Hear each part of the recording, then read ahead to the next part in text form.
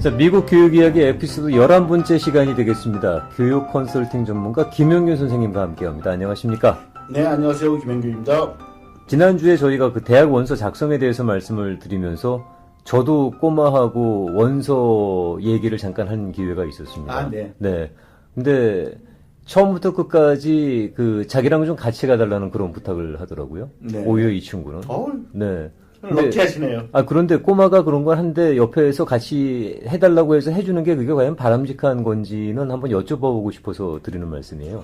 저는 좋다고 생각을 해요. 아, 그래요? 네. 네. 근데 이제 그거를 저희가 언제나 말씀드렸듯이 부모가 학생한테 인스턴트 푸드적인 정답을 주면 안 되고 스스로 생각하고 스스로 문제를 해결할 수 있도록 유도하는 방법. 그 점에 만 있어서는 생각하시고 네. 옆에서 조금 도와주시는 거. 저는 솔직히 제가 딸이 둘인데 걔네들을 대학 갈 때 원서를 어떻게 썼는지를 저한테 보여주지 않아서 저는 보지를 못했습니다. 네. 그랬으면 좋겠습니다, 저도. 네. 이 에세이 문제가 이제 아무래도 많은 학부모님들께서 궁금해하시는 부분인 것 같은데, 네. 에세이를 전문적으로 가르치는 분들, 그런 그 공간이 있을 정도로 에세이가 그만큼 대학 입학에서 대단히 중요한 위치다라는 얘기는 귀에 못이 박히도록 들었는데, 실제로 그렇습니까? 에세이가 굉장히 중요한 역할을 합니다. 네. 그래서, 에세이가, 에세이를 하는데 오늘은 왜 학교에서 에세이를 받아보는가? 그래요, 네. 라는 거 부분을 좀 이해하고, 그렇기 때문에 에세이에서 하지 말아야 될 것들만 좀 얘기를 해보도록 하겠습니다. 네, 에세이를 갖다 왜 쓰게 하는지. 네. 네. 첫째, 학교에서 에세이를 받아보는 이유를 많은 분들이 잘못 이해를 하시면 네. 학생의 영어 실력이나 네. 표현력을 보기 위해서 네.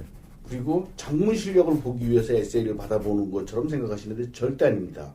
근데 대개는 그렇게 생각을 하고 있고, 사실은 선생님께서 그 말씀 하시기 전에도 저도 애를 키우는 입장에서 거의 그렇지 않을까라고 짐작을 했는데.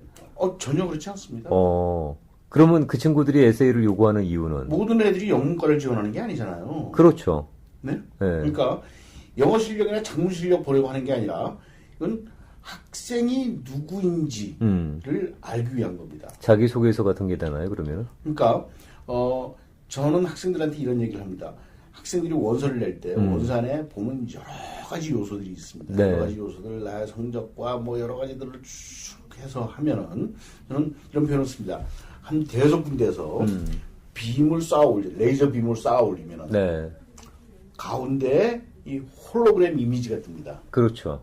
그 이미지가 분명할 때 학교에서 그 이미지를 가지고 학생을 판단을 합니다. 무슨 말씀인지 금방 알아들었습니다. 네. 네. 그 홀로그램 이미지가 서로 빗나가면은 각자의 빔은 좋지만 네. 그게 형상이 만들어지질 않는 거죠. 홀로그램이 형성되지 않고 옆으로 삐끄러지면은 삐끄러진 모습밖에 볼 수가 없습니다. 네.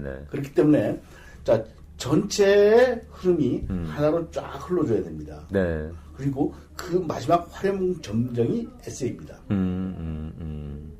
다른 것들은 데이터를 통한다든지 네. 무엇을 통한다든지 단문이라든지 레주메 수상 경력이라든지 등등 여러 가지가 나오지만 그러한 것들이 다들 흐름도가 있게 만들어주고 그 흐름도를 보니까 얘가 이런 이미지일 것이다라고 했는데 거기에 라이브 네. 시켜주는 것이 에세이입니다.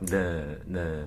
일종의 그 화려한 조명을 때려주는 역할을 하게 되는 거겠는데. 네. 마지막 딱 활용 점정, 네. 생명력을 딱 주는 것이 에세이라고 생각하면 됩니다. 그만큼 중요한 역할을 한다는 거겠죠. 네. 그래서 다른 것에서 나타난 애 모습이 과연 에세이를 통해서 자신도 그렇게 인식하고 있는지, 자신을 어떻게 보고 있는지 중요하죠. 알고자 하는 것이 중요하죠. 가장 큰 겁니다. 그래서 학생에 대한 정확한 이미지를 가지기 위해서 에세이를 받아오는 겁니다. 그러면 그 에세이를 작성하는 데 있어서 본인이 지금까지 그 원서를 통해서 언급했던 그런 매추리얼들, 네. 그게 어느 정도는 다 일관성이 있어야 된다는 거겠네요. 그러니까 일관성이 있어야지 원서에 있었던 얘기를 또 쓰면은 그럼 바보 중에 상바보죠. 그렇죠. 결국은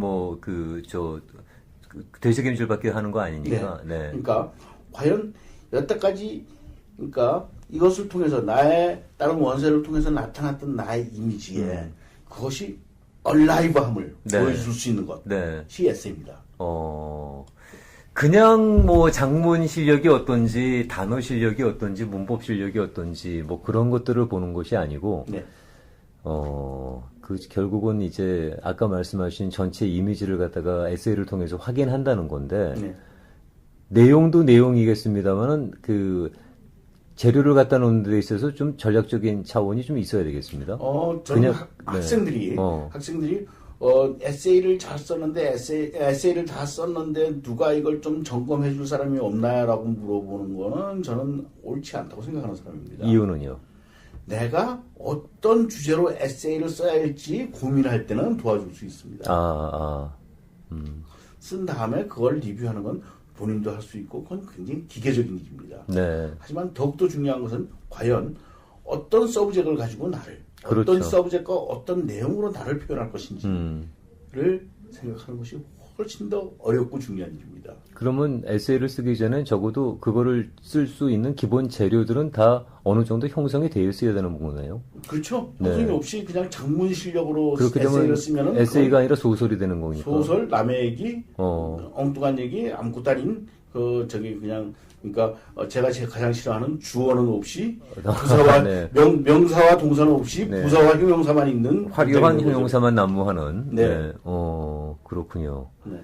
그래서 이러한 거를 생각해야 되고 그리고 제가 이제 부모님들하고 얘기를 하다가 제가 항상 이렇게 애들 에세이에 대해서 학생들이 에세이 뭐 저쩌고 하면은 제가 이렇게 한 가지 탁 물어보는 게 있습니다. 뭔데요? 학생이 원서를 냈을 때 그 에세이를 읽어보는 사람이 몇 살일 것 같니? 라고 물어봅니다.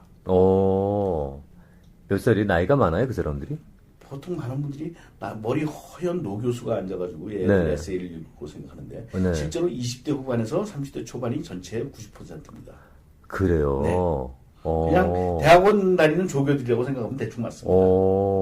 의외로 그거를 언더라이팅 하는 사람들이 그렇게 나이가 젊다는 건 의외인데요. 네. 네.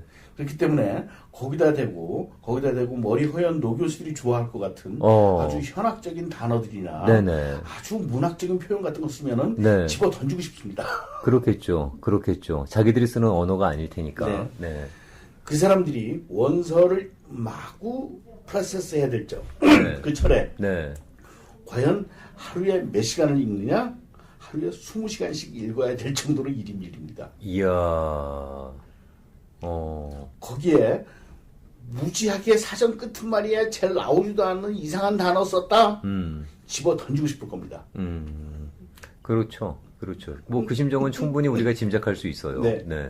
그러니까 일이 많이 몰렸을 때 최고 하루 20시간까지 읽는 사람을 제가 본 적이 있습니다. 아, 그래요? 네.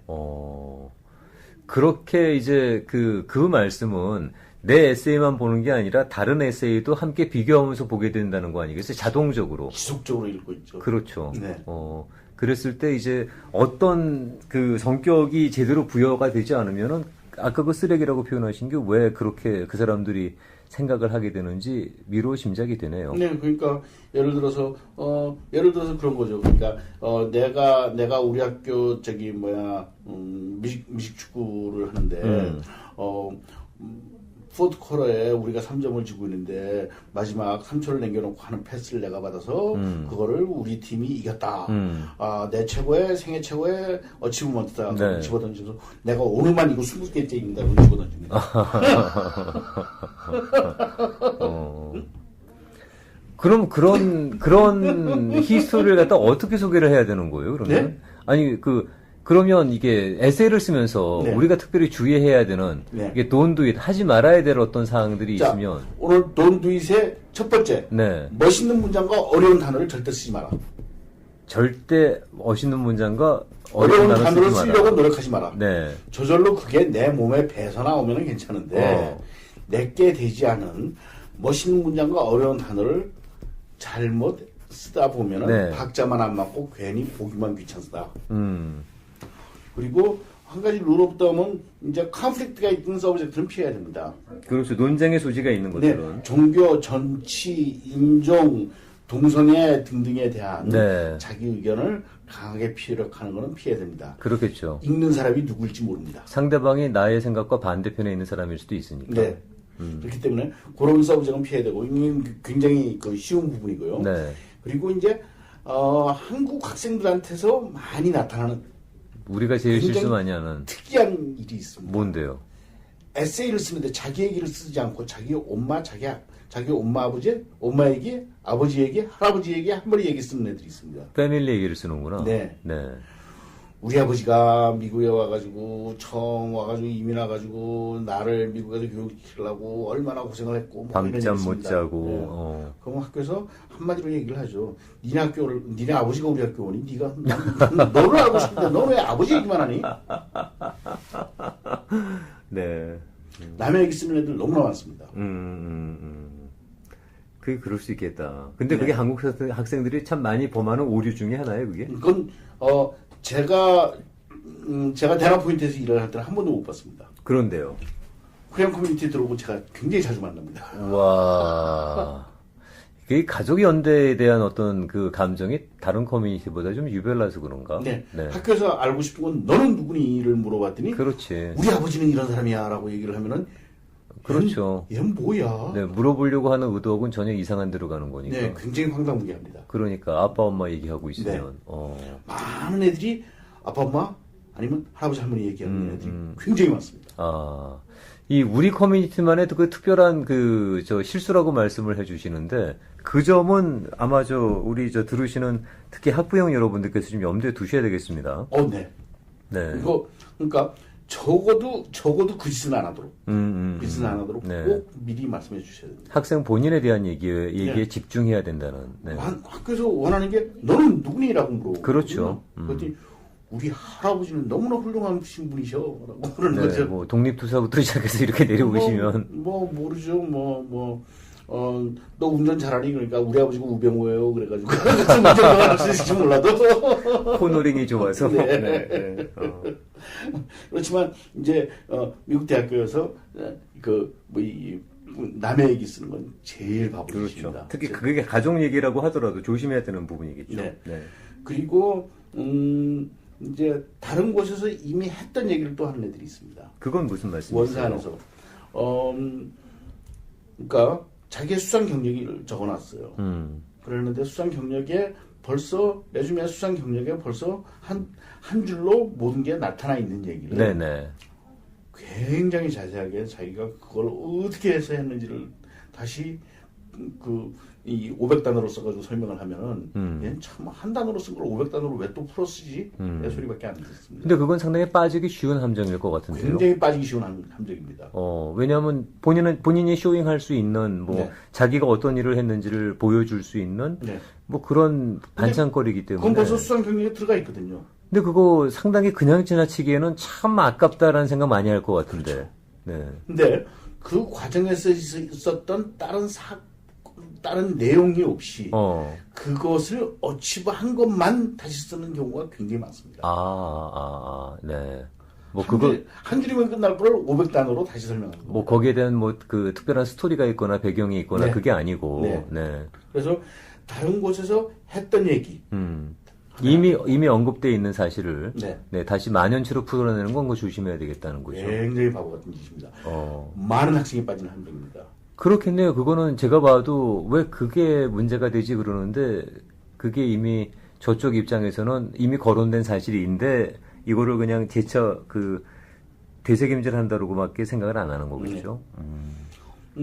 그리고 또 한 가지 하지 말아야 될 게 네. 너무나 뻔한 결론. 프리딕터블한 네. 결론인가요? 그러니까 학교 어드미션 오피서나 이 에세이 리뷰어들이 하는 얘기가 네. 가장 지겨운 단어가 뭐라고 얘기를 하는지 아세요? 뭐라고? 문장이 네. I have learned my life lesson from this. 이거를 통해서 내 인생의 어떤 교훈을 얻었다라는 네. 얘기군요. 네. 네. 네? 그거 너무나 많은 애들이 그걸 써먹기 때문에 그걸 보는 순간 아주 역겹대요. 그렇지. 네. 그게 어떤 의미인지 알겠어요. 네. 네. 근데 너무나 많은 애들이 쓴대요. 가장 많이 쓰는 단어가 표현이 그거기 때문에 네. 가장 싫어하는 거예요. 그러니까 가장 너무나 이렇게 앞에 읽으면서 밑에 또 그거 스케치 보면 밑에 있대요. 그 뻔한 결론. 네, 뻔한 결론. 참 적어도 그 정도는 피해야 되지 않겠느냐. 그렇죠. 그러니까 지금 말씀드린 거에 전체적인 느낌을 보면은 내게 아닙니다. 내게 아니면 안 됩니다. 음. 그러니까 you have to own your story라고 저는 얘기를 합니다. 네 자신에 대한 얘기를 갖다가 네. 그래서 이게 굉장히 유니크하고 나만의 이야기가 되는데 이거 누가 들어도 도덕 교과서에서 읽을 수 있는 얘기 이런 거는 절대 쓰면 안 됩니다. 근데 사람을 만날 때도 네. 그 사람이 어떤 스토리를 간직하고 있으면 매력적이잖아요. 네네. 그런데 뭐 그 사람이 정말 무색무취해 뭐 길 지나가면서 만날 수 있는 수백 명 중에 한 명이면 전혀 그런 매력이라든가 흥미를 못 느끼는 거죠. 그렇죠. 그러면 네. 수백 명 중에 한 명인지 그 길거리에 굴러있는 수백 개의 죄악돌인지 모르는 거죠. 결국은 에세이도 결국 그런 느낌이어야 된다는 거죠. 스토리가 있어야 되고 감동이 있어야 되고 뭐 어떤 그런. 내가 누구인지. 넌 누구니? 그랬더니 남들이 생각하기에 그렇게 나쁘지는 않은 놈이에요. 라고 대답하는 거예요. 아주 애매모호한. 애매모호한. 근데 그게 이제 학생이 자기 스스로를 잘 깨닫지 못하고 있다라는 그런 지적으로 이어질 수 있다는 거 아니겠어요? 바로 이어지죠. 얘는 지가 누군지 몰라. 가. 첫 번째. 그런 애가 대학 들어와서 뭐 뭘 공부하겠어 뭐 어떤 이런. 네. 네. 뭐 학교마다 원하는 인간 형태가 좀 다르기 때문에 네. 어떨지는 모르겠지만은 많은 학교들이 자기의 컬러가 분명한 학생들을 굉장히 원합니다. 그렇겠죠. 네. 네. 그래서 이제 그렇게 욕심 때문에 또는 몰라서 저희가 범하는 오류나 빠지기 쉬운 함정들이 있는데. 자, 그거 말고 또 있어요? 굉장히 너무나 뛰어난 학생들이 범하는 가장 잘못된 함정이 하나 있습니다. 자, 이번에는 보통 학생들이 아니고 특출한 학생들이 범하는 오류입니다. 특출하게 뛰어난 학생들이 범하는 오류입니다. 네. 내가 너무 잘났다라고 쓰는 겁니다. 내 팔뚝 굵다. 내 팔뚝 굵다. 어. 내 팔뚝이 굵은 건 좋아. 어. 그런데 내 팔뚝이 굵다라는 것이 그냥 단순히 자만심의 문제가 아닙니다. 그러면요. 학교에서 원하는 애는 퓨처 석세스를 원합니다. 네. 그런데 첫째, 고등학교 때까지 어치브 해봤자 얼마나 어치브 하겠어요. 그런데 그렇죠. 그걸 가지고 나는 정말 이렇게 어치브를 했다.